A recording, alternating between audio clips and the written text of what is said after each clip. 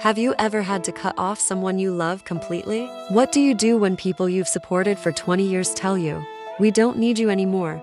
What you're about to hear will shock you. Are you ready? Don't forget to subscribe to my channel and hit the like button. My name is Sarah Mitchell.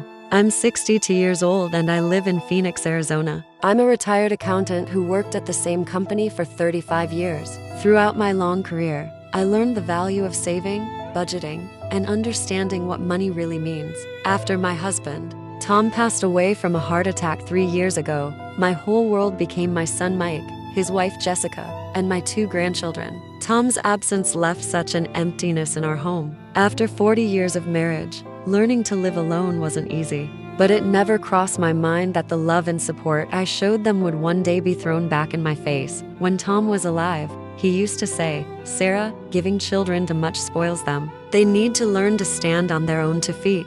Back then, I thought his words were too harsh. "Tom, you're being too hard," I'd tell him. "These are our children, we should help them as much as we can." I wish I had taken his words more seriously. Everything started so innocently. When Mike married Jessica at 25, they faced the financial struggles that young couples go through. Mike was a newly graduated engineer, and Jessica was a part-time teacher. Their combined salaries barely covered their daily needs. I gave them $15,000 for the down payment on their first home. This was a significant amount from my retirement savings, but my son's happiness meant everything to me. Back then, Mike would hug me and ask, "Mom, are you an angel? How can we ever pay this back?" I can still remember the gratitude and love in his eyes. With tears in my eyes, I told him, "Don't even think about it, son. You're everything to me. Money comes and goes, but family stays." I had no idea how naive I was being. Jessica was so different back then too. She'd tell me, "Sarah, I honestly don't know how to thank you. You're like an angel to us." She even brought me a homemade cake once with "Best Mother-in-Law" written on it. I miss those days now. When my first grandchild Emma was born, the hospital bills came to $8,000. Their insurance didn't cover everything, and Mike and Jessica had no savings. When my second grandchild Lucas came along, daycare expenses started. Childcare costs were running $1,200 a month. I took on half of that, starting to give them $600 monthly. But here's where the first strange part of the story begins. Jessica's behavior slowly started to change. The warmth and gratitude from the early years gave way to routine. Instead of thanking me, she began acting as if this money was rightfully hers. When she'd say, "We bought the new living room set with Sarah's money," she spoke as if my money was her paycheck. As the years passed, my support kept growing. When Mike's car broke down, I paid the $12,000 repair bill. I gave $5,000 for Jessica's dental work, children's school expenses, vacation costs, even Jessica's yoga classes and spa days. I was paying for everything. I estimated it had long passed. But what truly hurt was that the thank yous gradually disappeared, warmth replaced by habit. Jessica stopped even calling me Sarah, just a nod hello. Mike was constantly on his phone during my visits, never making eye contact with me. It was as if I'd become an invisible ATM machine in their lives. The real shock came last Christmas. I'd bought $3,000 worth of gifts for everyone. While they were opening their gifts, I overheard Jessica talking to her friend on the phone. "Yeah girl, my mother-in-law went overboard again. This woman thinks she can buy love with money. She's incredibly annoying. I wish she'd focus on her own life instead of sticking her nose in ours." My heart stopped in that moment. But what was even worse was Mike nodding along without saying a word. So they both felt the same way. So I was just an annoying, boring mother-in-law to them. A few days later came an even bigger shock.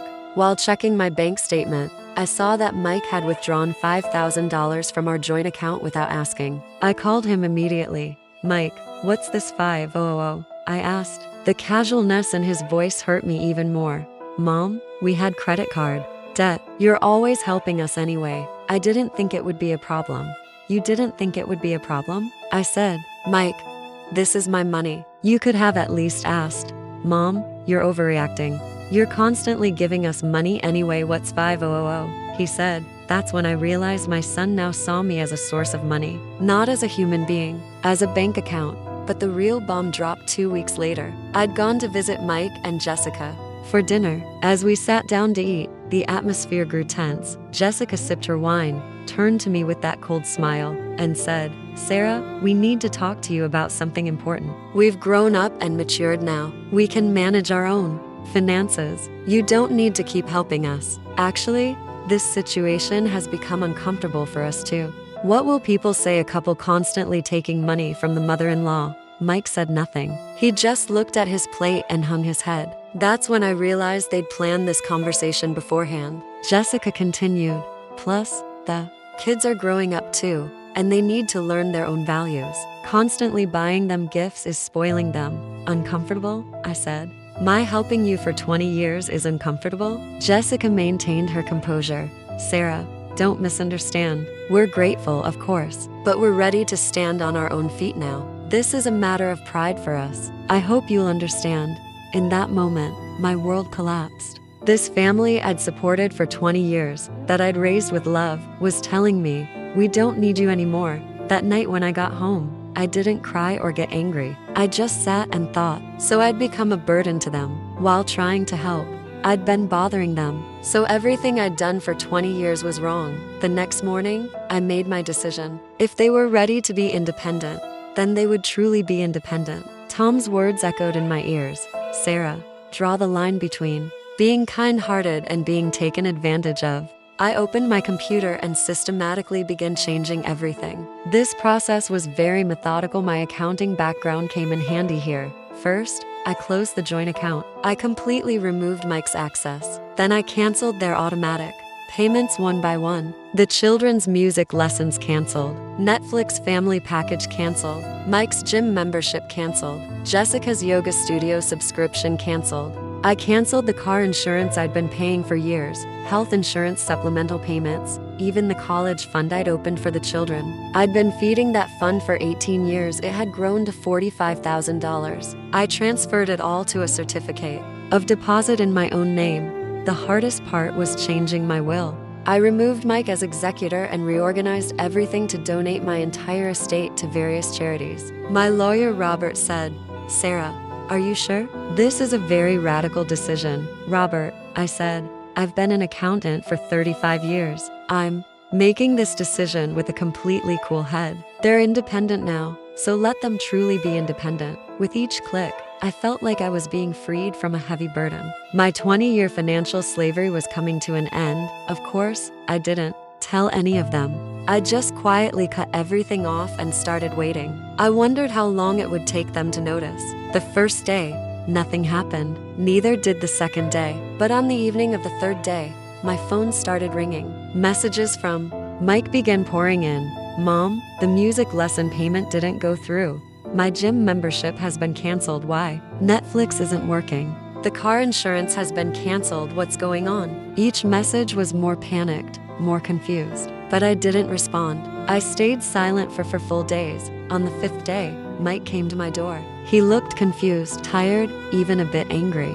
"Mom, what's all this about? All the payments have been cut off. What's happening?" He practically shouted. Very calmly, I said, "Son, just as Jessica said, you've grown up and matured now. You can manage your own finances." I just listened to her advice. I removed the uncomfortable situation. I'll never forget the expression on Mike's face in that moment. It was a mixture of shock, regret, and fear. "Mom, Jessica didn't mean it that way," he stammered. "Didn't she?" I asked. "Then why did she say uncomfortable? Then why didn't either of you call me for days? Did you only think of me when the money was cut off?" But I haven't told you the most shocking part of the story yet. The darkest truth I learned during this process was discovering how not just Mike and Jessica, but actually my entire circle saw me. The second week after I'd closed the doors, I got an unexpected call from my sister Linda. "Sarah," Mike called me. "Aren't you being a bit harsh with him?" she said. Something inside me crumbled. "Linda, are you going to take their side too?" I said. "No, of course not, but you always gave. So why are you being so tough now? What would Tom say if he were here?" That's when I realized that not just Mike and Jessica, but my entire family saw me as the giving person. My personality, my values, my feelings didn't matter at all. There was just generous Sarah. I seemed to have no other qualities.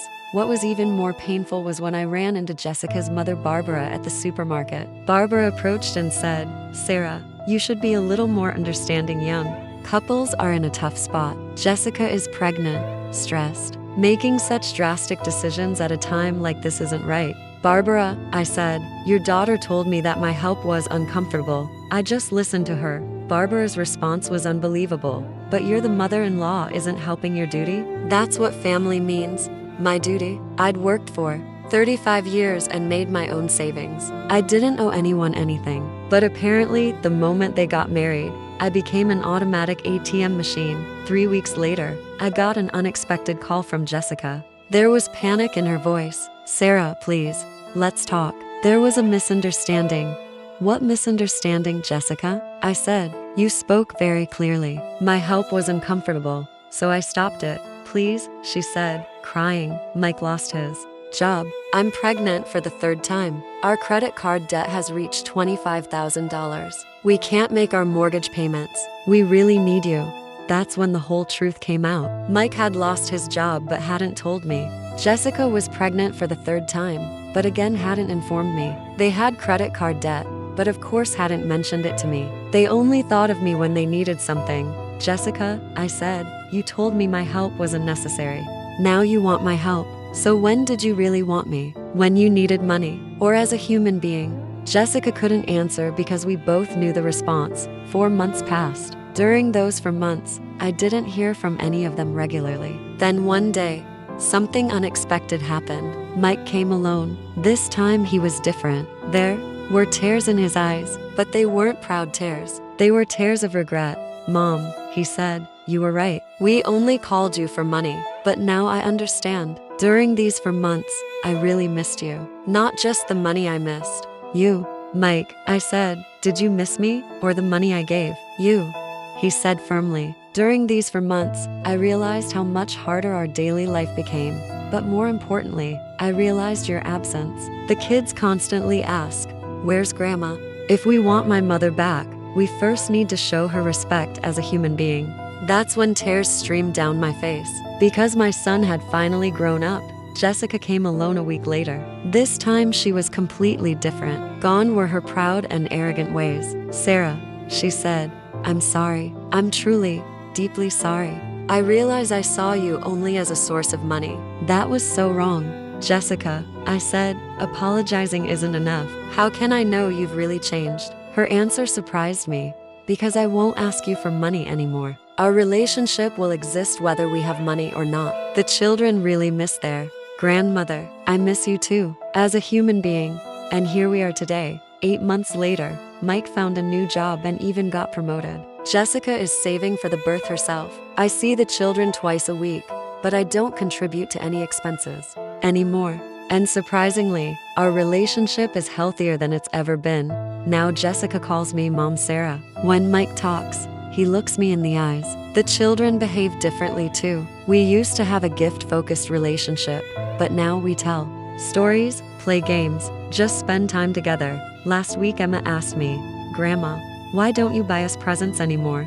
I told her, because now I want you to love me for my love, not my gifts. Emma thought about it and said, Grandma, I never loved you for your presents anyway. I love you because you tell me stories. My eyes filled with tears in that moment. The biggest lesson I learned from this story is this. Sometimes closing doors on people you love is a greater act of love than keeping them open. Because only then can they distinguish real love from imitation. Tom was right. You need to draw the line between being kind-hearted and being taken advantage of. When I drew that line, I realized I'd actually gained everything I thought I'd lost. I ask you too, have you ever felt that someone you love valued you only for what you could give them? Share your experiences in the comments.